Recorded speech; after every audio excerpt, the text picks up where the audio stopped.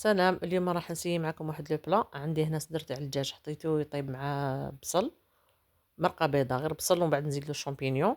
عندي هاد لو مول عجبني شغل، حبات وهي صغير، قلت نسيي به، مانيش عارفه دوكا اسكو يخرج ولا ما يخرج. هادي شريته لا بروميير فوا، راني حنسيه معاكم.